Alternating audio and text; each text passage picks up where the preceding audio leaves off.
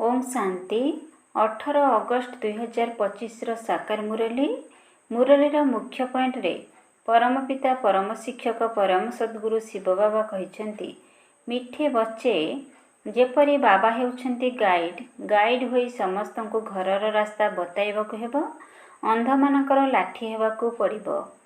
जेपरी बाबा हेउछंती guide होई समस्त को घरर रास्ता बताइबाकु हेबो अंध मानकर लाठी हेबाकु पड़िबो। प्रश्न एही पूर्व प्रस्तुत अनादि ड्रामार रहस्य कौन जहाकू तुमे संतान माने ही जानिछ। एही पूर्व प्रस्तुत अनादि ड्रामार रहस्य कौन जहाकू तुमे संतान माने ही जानिछ। उत्तर एहा पूर्व प्रस्तुत अनादि ड्रामा एथिरे ना कहीं अधिक अभिनेता जोग देई परिबे ना कहीं कम होई परिबे। मुख्य काहाकू भी मिलुनाही।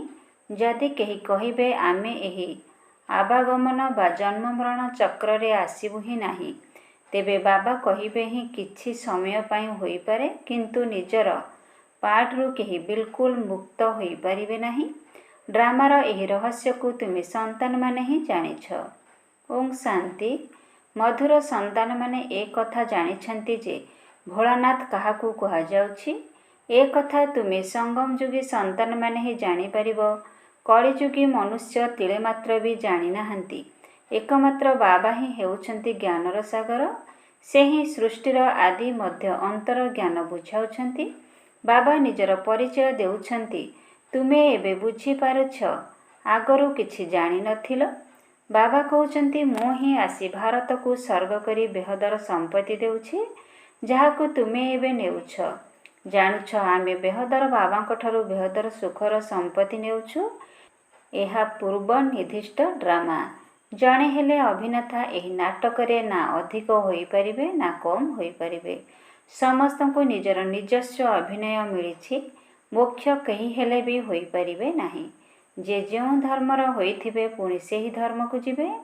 बौद्ध ख्रिस्टियान धर्मावलंबी स्वर्ग को जिबाकू इच्छा कले मध्य जाई परिबे नाही।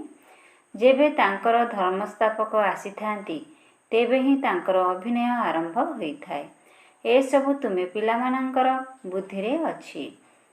समग्र दुनियार मनुष्य माने वर्तमान नास्तिक होई जाइछंती अर्थात बेहदर बाबांकू जानि नाहंती। मनुष्य ही ए कथा को जानिबे ना।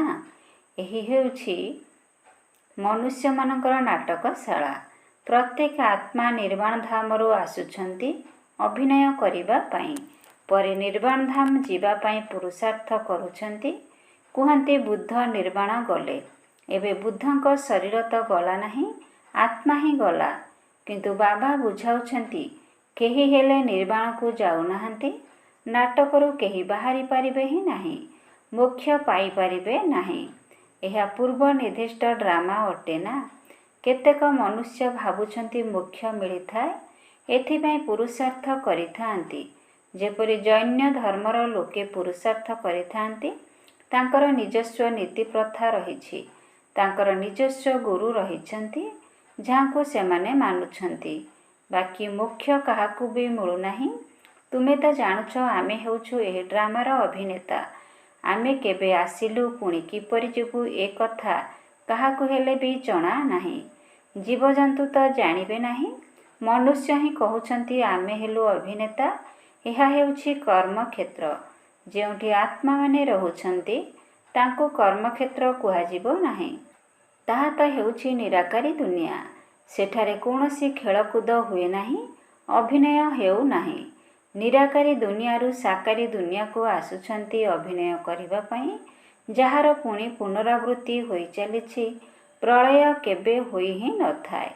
शास्त्र रे दर्शा जाइछि महाभारत लड़ाई रे यादव एवं कौरव मरिगले बाकी 5 पांडव बंचिले। सेमाने मध्य पहाड़रू गली पड़ी मरिगले बाकी केही रहिले नाही। एथुरु बुझुछंती प्रलय होईगला। ए सबु कथा शास्त्रकार माने बसी तैयारी करिछंती। पुणी देखाउछंती समुद्र रे अस्वस्थ पत्र रे गोटे पिला अंगुठी चुचुमी आसिला। एबे तांको ठारू पुणी दुनिया किपरि सृष्टि हेबो। मनुष्य जहा किछि शुणुछंती सेमाने सत सत बोली कही चली थांती। ଏବେ ତୁମେ ଜାଣୁଛ ଯେ ଶାସ୍ତ୍ରରେ କ'ଣ କ'ଣ ସବୁ ଲେଖି ଦେଇଛନ୍ତି। ଏସବୁ ହେଉଛି ଭକ୍ତି ମାର୍ଗର ଶାସ୍ତ୍ର। ଭକ୍ତଙ୍କୁ ଫଳ କେବଳ ଏକ ଭଗବାନ ବାବା ହିଁ ଦେଇଥାନ୍ତି। କେହି ମୁକ୍ତିକୁ, କେହି ଜୀବନ ମୁକ୍ତିକୁ ଚାଲି ଯାଉଛନ୍ତି। ପ୍ରତ୍ୟେକ ଅଭିନେତା ଆତ୍ମାଙ୍କର ଯେବେ ପାର୍ଟ ଆସିବ ସେବେ ପୁଣି ଆସିବେ। ଏହି ଡ୍ରାମାର ରହସ୍ୟକୁ ତୁମ ସନ୍ତାନମାନଙ୍କ ବ୍ୟତୀତ ଆଉ କେହି ଜାଣିନାହାନ୍ତି। କହୁଛନ୍ତି ଆମେ ରଚୟିତା ଏବଂ ରଚନାକୁ ଜାଣିନାହୁଁ। ଡ୍ରାମାର ଅଭିନେତା ହୋଇ ଯଦି ଡ୍ରାମାର ଆଦି ମଧ୍ୟ ଅନ୍ତର ଅବଧି ଆଦିକୁ ନ ଜାଣିଲେ ତାଙ୍କୁ ଅଜ୍ଞାନ କହିବା ନା। କିନ୍ତୁ ବୁଝାଇଲେ ମଧ୍ୟ ବୁଝୁନାହାନ୍ତି। 84 ଲକ୍ଷ ଭାବି ନେଇଥିବା କାରଣରୁ ଅବଧି ମଧ୍ୟ ଲକ୍ଷ ଲକ୍ଷ ବର୍ଷ କହିଦେଉଛନ୍ତି। ଏବେ ତୁମେ ଜାଣୁଛ ବାବାଙ୍କଠାରୁ ଆମେ କଳ୍ପ କଳ୍ପ ଆସି ସ୍ୱର୍ଗର ବାଦଶାହୀ ନେଉଛୁ। ଅବିନାଶୀ ସମ୍ପତ୍ତି ନେବା ପାଇଁ 5000 ବର୍ଷ ପୂର୍ବେ ମଧ୍ୟ ଆପଣଙ୍କ ସହିତ ମିଶିଥିଲୁ। ଯଥା ରାଜାରାଣୀ ତଥା ପ୍ରଜା ସମସ୍ତେ ବିଶ୍ୱର ମାଲିକ ହେଉଛନ୍ତି। ପ୍ରଜା ମଧ୍ୟ କହିବେ ଆମେ ବିଶ୍ୱର ମାଲିକ ଅଟୁ। ତୁମେ ଯେବେ ବିଶ୍ୱର ମାଲିକ ହେଉଛ ସେ ସମୟରେ ଚନ୍ଦ୍ରବଂଶୀ ରାଜ୍ୟ ରହିବ ନାହିଁ। ତୁମେ ସନ୍ତାନମାନେ ଡ୍ରାମାର ସାରା ଆଦି ମଧ୍ୟ ଅନ୍ତକୁ ଜାଣିଛ। ମନୁଷ୍ୟ ଭକ୍ତି ମାର୍ଗରେ ଯାହାଙ୍କର ପୂଜା କରିଥାନ୍ତି ତାଙ୍କୁ ମଧ୍ୟ ଜାଣିନାହାନ୍ତି। ଯାହାଙ୍କୁ ଭକ୍ତି କରୁଛ ତାଙ୍କ ଜୀବନ କାହାଣୀକୁ ମଧ୍ୟ ଜାଣିବା ଦରକାର ନା। ତୁମେ ସନ୍ତାନମାନେ ଏବେ ବାବାଙ୍କ ଦ୍ୱାରା ସମସ୍ତଙ୍କ ଜୀବନ କାହାଣୀକୁ ଜାଣୁଛ। ଏବେ ତୁମେ ବାବାଙ୍କର ହୋଇଛ। ବାବାଙ୍କର ଜୀବନ କାହାଣୀ ବିଷୟରେ ତୁମକୁ ଜଣାଅଛି। ସେହି ବାବା ହେଉଛନ୍ତି ପତିତ ପାବନ ମୁକ୍ତିଦାତା ଓ ପଥ ପ୍ରଦର୍ଶକ ମଧ୍ୟ। ତୁମକୁ ପାଣ୍ଡବ ବୋଲି କୁହାଯାଏ। ତୁମେ ସମସ୍ତଙ୍କର ଗାଇଡ୍ ହେଉଛ। ସମସ୍ତଙ୍କୁ ରାସ୍ତା ବତାଇବା ପାଇଁ ଅନ୍ଧମାନଙ୍କର ଲାଠି ହେଉଛ। ବାବାଙ୍କ ପରି ତୁମକୁ ମଧ୍ୟ ପଥ ପ୍ରଦର୍ଶକ ହେବାକୁ ପଡ଼ିବ। ସମସ୍ତଙ୍କୁ ରାସ୍ତା ବତାଇବାକୁ ହେବ। ତୁମେ ଆତ୍ମା, ସେ ହେଉଛନ୍ତି ପରମାତ୍ମା। ତାଙ୍କଠାରୁ ଅବିନାଶୀ ସମ୍ପତ୍ତି ମିଳୁଛି। ଭାରତରେ ବେହଦର ରାଜ୍ୟ ଥିଲା, ଏବେ ନାହିଁ। ତୁମେ ଜାଣିଛ ଆମେ ଅବିନାଶୀ ପିତାଙ୍କଠାରୁ ଅବିନାଶୀ ସୁଖର ସମ୍ପତ୍ତି ନେଉଛୁ, ଅର୍ଥାତ୍ ମନୁଷ୍ୟରୁ ଦେବତା ହେଉଛୁ। ଆମେ ହିଁ ଦେବତା ଥିଲୁ, ପୁଣି 84 ଜନ୍ମ ନେଇ ଶୂଦ୍ର ହେଉଛୁ। ବାବା ଆସି ଶୂଦ୍ରରୁ ବ୍ରାହ୍ମଣ କରାଉଛନ୍ତି। ଯଜ୍ଞରେ ବ୍ରାହ୍ମଣ ନିଶ୍ଚୟ ଆବଶ୍ୟକ। ଏହା ତ ହେଉଛି ଜ୍ଞାନ ଯଜ୍ଞ। ଭାରତରେ ବହୁତ ଯଜ୍ଞ ରଚନା କରୁଛନ୍ତି। ବିଶେଷ ରୂପେ ଆର୍ଯ୍ୟ ସମାଜୀମାନେ ବହୁତ ଯଜ୍ଞ କରିଥାନ୍ତି। ବର୍ତ୍ତମାନ ଏହା ହେଉଛି ରୁଦ୍ର ଜ୍ଞାନ ଯଜ୍ଞ, ଯେଉଁଥିରେ ସମଗ୍ର ପୁରୁଣା ଦୁନିଆ ସ୍ୱାହା ହେବ। ଏବେ ବୁଦ୍ଧିରେ ବିଚାର କରିବାକୁ ହେବ। କଳିଯୁଗରେ ତ ବହୁତ ମନୁଷ୍ୟ ରହିଛନ୍ତି। ସମଗ୍ର ପୁରୁଣା ଦୁନିଆ ବିନାଶ ହୋଇଯିବ। କୌଣସି ବି ଜିନିଷ କାମରେ ଆସିବ ହିଁ ନାହିଁ। ସତ୍ୟ ଯୁଗରେ ପୁଣି ସବୁ କିଛି ନୂଆ ହେବ। ଏଠାରେ କେତେ ଆବର୍ଜନା ରହିଛି। ମନୁଷ୍ୟ କେତେ ଅପରିଷ୍କାର ରହୁଛନ୍ତି। ଧନବାନ ବହୁତ ଭଲ ମହଲରେ ରହୁଛନ୍ତି। ଗରିବ ତ ବିଚରା ଆବର୍ଜନାରେ କୁଡ଼ିଆରେ ପଡ଼ି ରହୁଛନ୍ତି। ବର୍ତ୍ତମାନ ସରକାର ଏହି କୁଡ଼ିଆ ଗୁଡ଼ିକୁ ଭାଙ୍ଗି ଦେଉଛନ୍ତି। ତାଙ୍କୁ ଅନ୍ୟ ଜାଗା ଦେଇ ଜାଗାକୁ ବିକ୍ରି କରିଦେଉଛନ୍ତି। ନ ଉଠିଲେ ଜବରଦସ୍ତ ଉଠାଉଛନ୍ତି। ଗରିବ ବହୁତ ଦୁଃଖୀ ଅଛନ୍ତି। ଯିଏ ସୁଖରେ ଅଛନ୍ତି ସେ ମଧ୍ୟ ସ୍ଥାୟୀ ସୁଖୀ ନୁହନ୍ତି। ଯଦି ସୁଖ ଥାନ୍ତା ତେବେ କାହିଁକି କୁହନ୍ତେ ଏହା କାକବିଷ୍ଟା ସମାନ ସୁଖ। ଶିବ ଭଗବାନୁବାଚ ଆମେ ଏହି ମାତାମାନଙ୍କ ଦ୍ୱାରା ସ୍ୱର୍ଗର ଦ୍ୱାର ଖୋଲୁଛୁ। ମାତାମାନଙ୍କ ଉପରେ କଳସ ରଖାଯାଇଛି। ସେମାନେ ପୁଣି ସମସ୍ତଙ୍କୁ ଜ୍ଞାନ ଅମୃତ ପିଆଉଛନ୍ତି। କିନ୍ତୁ ତୁମର ହେଉଛି ପ୍ରଭୃତି ମାର୍ଗ।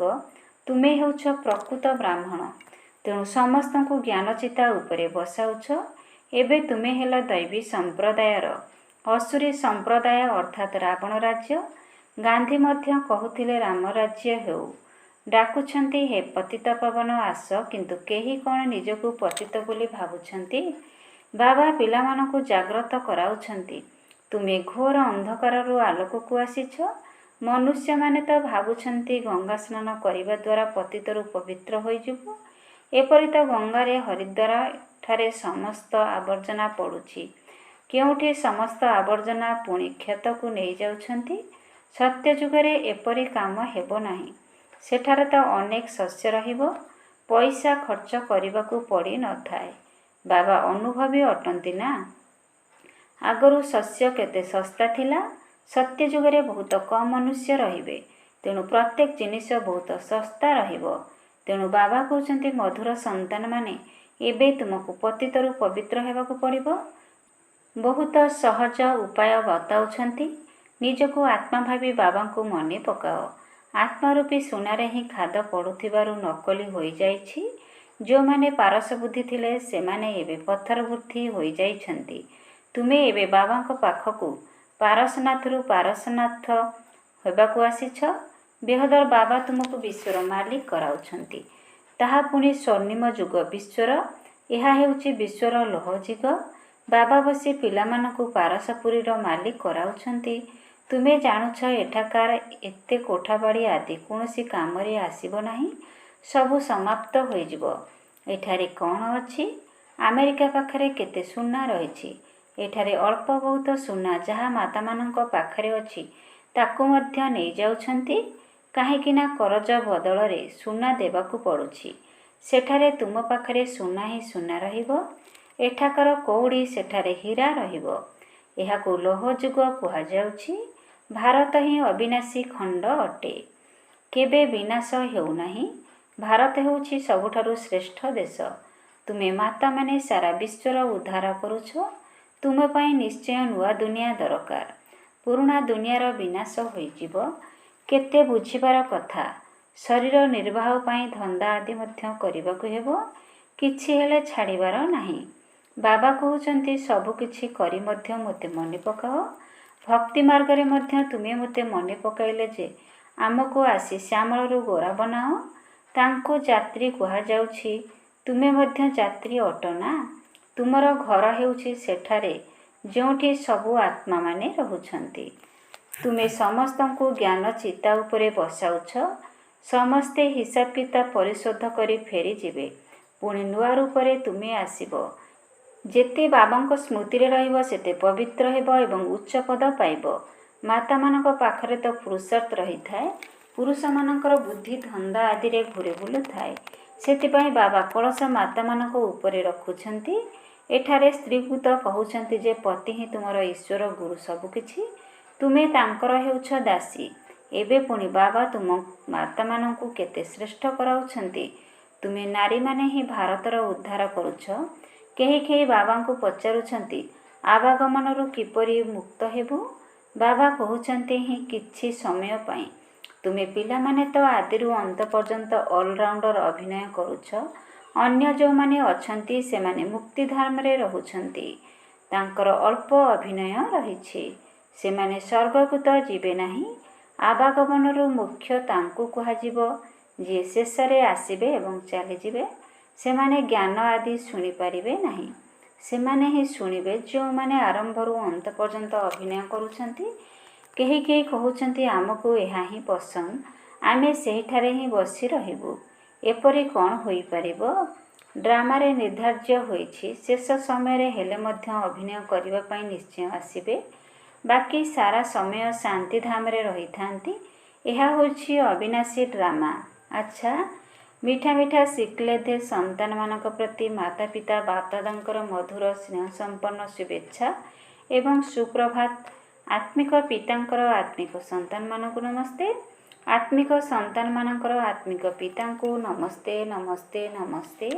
ଓಂ ଶାନ୍ତି। ମେରା ବାବା, ପ୍ୟାରା ବାବା, ମିଠା ବାବା, ଶୁକ୍ରିୟା ବାବା। ଓಂ ଶାନ୍ତି। ଧାରଣା ପାଇଁ ମୁଖ୍ୟ ସାର। 1ରେ ସଚ୍ଚା ସଚ୍ଚା ବ୍ରାହ୍ମଣ ହୋଇ ସମସ୍ତଙ୍କୁ ଜ୍ଞାନ ଅମୃତ ପାନ କରାଇବାକୁ ହେବ।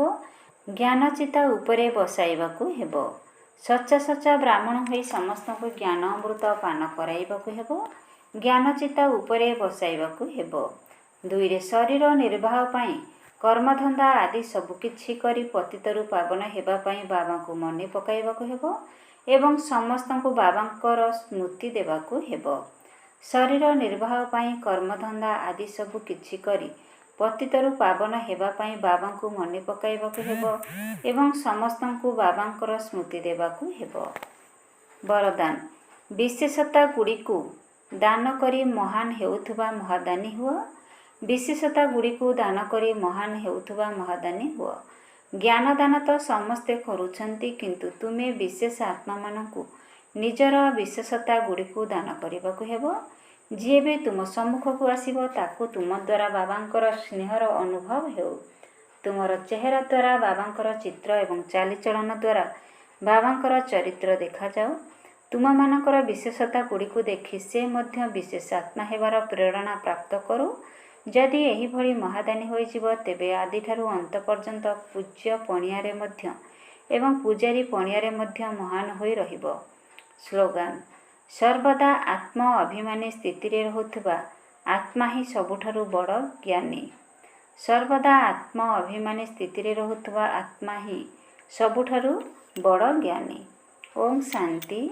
ଆଜିର ଅବ୍ୟକ୍ତ ଇଶାରାରେ ବାବା କହିଛନ୍ତି, ଯଦି ସହଜ ଯୋଗୀ ହେବାକୁ ଚାହୁଁଛ ତେବେ ପରମାତ୍ମା ସ୍ନେହର ଅନୁଭବୀ ହୁଅ। ଯେଉଁମାନେ ସର୍ବଦା ବାବାଙ୍କର ସ୍ମୃତିରେ ଲହବଲୀନ ରହି ମୁଁ ପଣିଆର ତ୍ୟାଗ ବୃତ୍ତିରେ ରହିଥାନ୍ତି ସେହିମାନଙ୍କ ଠାରେ ହିଁ ବାବା ଦେଖାଯାଆନ୍ତି।